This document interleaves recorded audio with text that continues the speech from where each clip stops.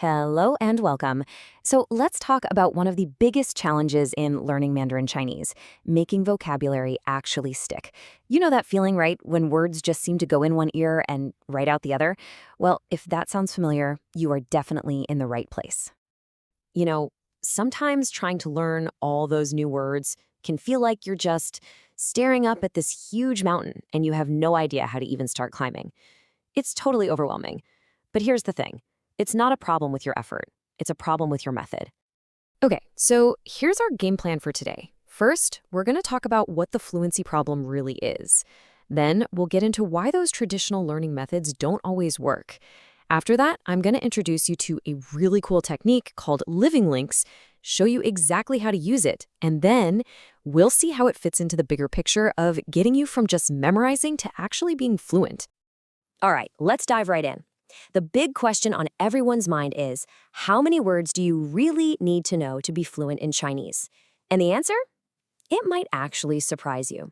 It turns out it's not so much about the sheer quantity of words you know, but the quality of the words you master.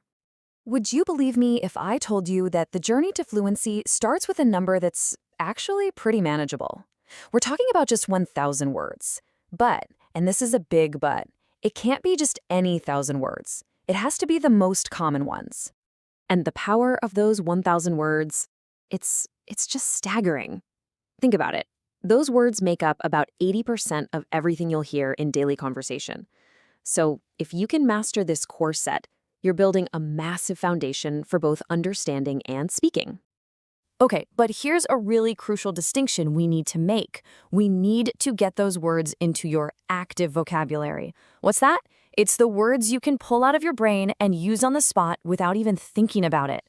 That's totally different from your passive vocabulary. You know, the words you recognize when you see or hear them, but can't really use yourself. Our whole goal for fluency, is to build up that active, ready-to-use vocabulary. So if the goal is to build that active vocabulary, why is it so hard? Why do so many of us get stuck? Well, a lot of the time, it comes right down to the methods we're taught. They build a really weak foundation. And this quote, this just says it all, doesn't it? I learned 9,000 words on Memrise, and I couldn't speak Chinese at the end of it. My approach was wrong. This is a real story from a real learner. He had a huge passive vocabulary, 9,000 words, but he couldn't speak. He couldn't use them. It's the perfect example of why just drilling flashcards over and over again, it's just not enough. So what are these pitfalls?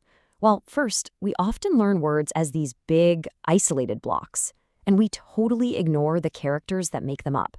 Second, we're not taught how to connect the new stuff to what we already know. And finally, let's be honest, without a really good system for reviewing, those paper flashcards and notebooks, they just end up getting lost or forgotten, right? Okay, so that brings us to the good part, the solution. I want to show you a technique that's designed to fix these exact problems. It's all about creating a powerful, memorable first impression with every single new word you learn. So, what is it? It's called the living links technique. And what it is, simply put, is a way to create a personal, vivid, and totally unforgettable connection to a new word. So instead of trying to cram it into your brain, you're kind of inviting it in with a memorable little story or image. And the potential here, it's absolutely incredible. Seriously, once you get the hang of creating these links, your learning can just take off. We're talking about making a goal like learning 100 words in a single day feel completely achievable. All right, let's get practical. How do you actually do this? I'm going to walk you through 3 simple but really powerful methods that you can use to start creating your own living links. This is your toolkit. So here they are. First, we can use the meanings of the characters themselves. Second, we can use the sounds of the words. And third, we can tap into our own personal memories. Let's break each one down. Okay, method number 1, using the characters. Let's take this word, 随便. It's pronounced 随便, and it means casual or whatever. Now, the old way would be to just stare at this and repeat it, but we're not going to do that. We're going to look inside the word. So let's break it down. That first character, 随, means to follow, and the second character, 便, means convenient. Put them together, and what do you get? To follow what is convenient. And isn't that a perfect definition of being casual or just saying, whatever? See? All of a sudden, the word has logic. It's not just some random sound. That connection, that's your living link.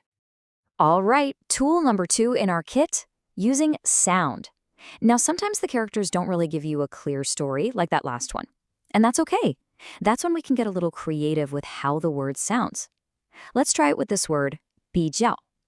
Pronounced 比较. It means comparatively or to compare. Now, listen to that sound again, 比较. Does that kind of sort of sound like BGs plus someone shouting ow? I know it's a little bit of a stretch, but that's the point. The goal isn't to be perfect, it's to be memorable. So you create this funny little image in your head. The Bee Gees' voices were comparatively high when they sang, ow! It's weird, right? It's visual, and I bet you won't forget it. And our third method is my favorite, because it's the most personal. Let's take the word for to speak, which is 说话. Now, for this one, I want you to tap into your own memories. Think of a person. It could be someone you know, or even a character from your favorite TV show who just talks a lot. You got someone in mind? Good. Now, link the word 说话 directly to that person. That personal connection you just made is an incredibly powerful memory hook. So, now you have your toolkit. You know the 3 ways to build these links, but it's really important to understand that this is just the beginning. Creating that powerful link, it's the first step, but it's not the whole journey. And I think this analogy really nails the difference. Learning a word the old way, it's like a cold, boring handshake at a business meeting. You forget their name almost instantly. But creating a living link, that's like meeting a really fascinating, interesting person. You remember them. You want to know more about them. It makes that word stick in your head right from day one. So here's the complete path to making a word part of your active vocabulary. Step 1, you create that memorable living link. That's what we just learned. Step 2, you have to see or hear that word in lots of different contexts. Reading, listening. That's called comprehensible input. And step 3, you've got to practice using the word yourself. You have to actually speak it. See how it works? The link makes the word easy to remember, which then lets you notice it everywhere, and that gives you the confidence to start using it. So we've gone through the why and the how. The only thing left is for you to actually do it. So I have a little homework for you. Think of a Chinese word you've been struggling to remember. Go on, think of one right now, and ask yourself, what's my first living link going to be?